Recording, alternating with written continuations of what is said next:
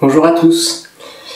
Bon, le premier caillou que je voulais vous montrer, c'est celui-ci. Je vous montre un petit peu. Voilà. Donc ce caillou, on l'a ramassé en 2008 en Mayenne. La Mayenne, c'est l'est du massif armoricain. Dans des roches très anciennes qui sont âgées du Cambrien. Le Cambrien, c'est à peu près 500 à 540 millions d'années. La Terre au Cambrien, ça n'avait rien à voir avec l'époque actuelle, hein. C'était une époque où il n'y avait pas d'animaux terrestres, pas de plantes terrestres non plus, pas de vaches, pas de chiens, pas d'humains, pas de pangolins, rien du tout. Quelques animaux au corps mou qui vivaient en milieu aquatique, et puis quelques coquilles qui apparaissent. Quand on regarde cette roche ici, on voit qu'il y a plein de petites couches relativement fines, et quand on la regarde au microscope, je ne peux pas vous montrer, j'ai pas de microscope, mais on peut faire une petite lame mince dedans comme ceci, et on voit un tout petit peu quand même à l'œil nu,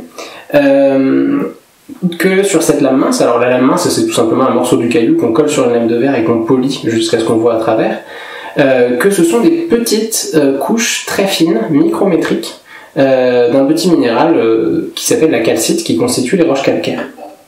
Alors, qui a fabriqué ces petites couches très fines? Elles ne se sont pas déposées toutes seules spontanément, c'est trop régulier pour que ce soit du dépôt sédimentaire.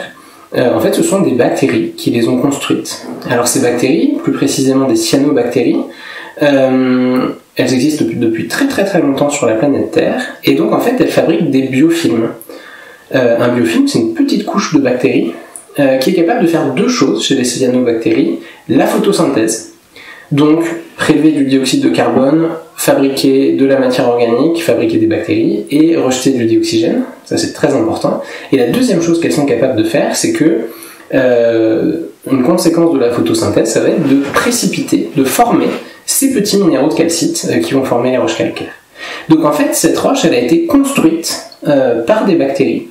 Alors c'est un processus relativement lent, hein. Il faut beaucoup de temps pour une bactérie pour faire une roche aussi épaisse, sachant que en fait, ça fait des sortes de récifs comme ça qui peuvent atteindre plusieurs mètres de haut, et ça fait des sortes de gros choux-fleurs comme ce qui est dessiné ici.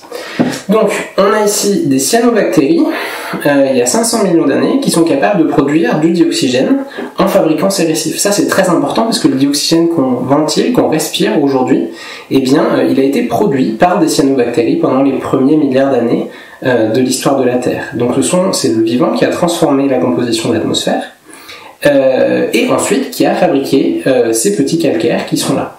C'est un processus que vous connaissez tous en fait, puisque les biofilms, le biofilm le plus connu c'est la plaque dentaire, quand on se brosse pas bien les dents, et ce biofilm il peut être minéralisé sous forme de tartre dentaire quand on se brosse vraiment pas très bien les dents dans des endroits inaccessibles.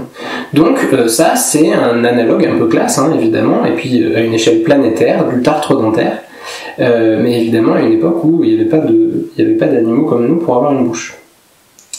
Donc voilà, le calcaire c'est la vie, prenez soin de vous et brossez-vous bien les dents.